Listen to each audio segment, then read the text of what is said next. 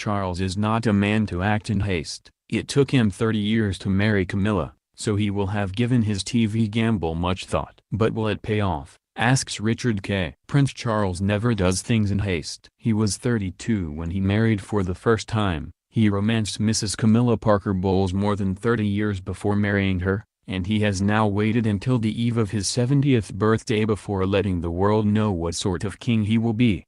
For many years, he has unburdened himself of his views on architecture, education, the environment, homeopathy and countless other subjects.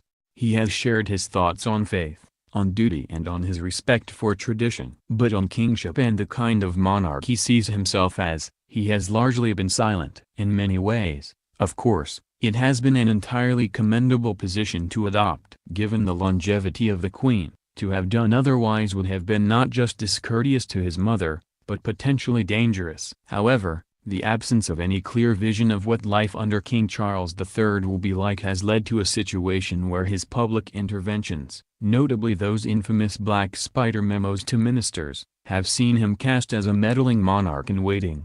Now, with one eye on the future and from the comfortable position of almost reaching his 70th, his birthday is next Wednesday, he has chosen to deal with these vital issues for the first time.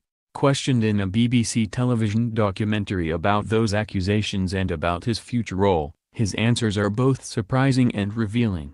The film also sheds an intriguing light on his relationship with his sons William and Harry, and on his grandchildren. When he's there he's brilliant, says William pointedly. But we need him there as much as possible. What emerges from this 60-minute documentary is the most compelling, and intimate, picture of the Prince of Wales since the controversial Jonathan Dimbleby program almost a quarter of a century ago.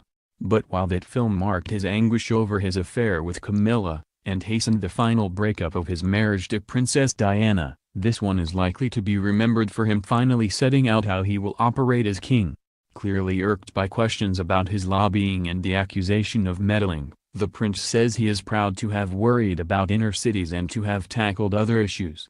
Pressed about whether such campaigning will continue once he comes to the throne, he replies, "I'm not that stupid." Then, with one penetrating aside, he says, "I think it's vital to remember there's only room for one sovereign at a time, not two. But the idea somehow that I'm going to go on exactly the same way, if I have to succeed, is complete nonsense." Here, in a handful of words we get to the heart of Prince Charles. On the one hand he is explaining why he has said nothing about his future role. There is the deep respect and, yes, love, for his 92-year-old mother, and a refusal to take anything for granted. "If I have to succeed" is a telling phrase in itself. But there is another message here, too. And this one is directed at Prince William, who will himself succeed to Prince of Wales when the time comes. Who knows, it might even be a warning.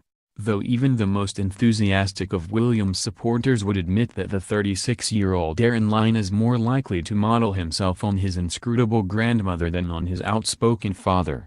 Indeed, in a candid aside William, who has not always had an easy relationship with Charles, says, "I want to be my own man and take my own style." As for the future, Charles is unequivocal. Without mentioning the word king, he says, "Clearly I won't be able to do the same things I've done as heir." He cites Shakespeare as illustration. You only have to look at Henry V or Henry IV Part 1 and 2 to see the change that can take place, because if you become the sovereign you play the role in the way that it is expected. Many will no doubt be reassured by such positivity from the prince, especially those alarmed that, on occasions, he does blunder into the political arena. The Queen, of course, has been nothing short of remarkable in observing the convention that royals do not express their views on any area of public life.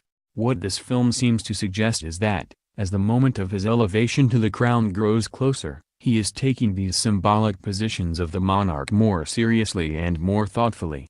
The picture that also emerges is one of contentment. Only once, in a project which spanned a year in the prince's life, did I, a long-time observer of Charles's princely temperament, get a glimpse of the crotchety prince.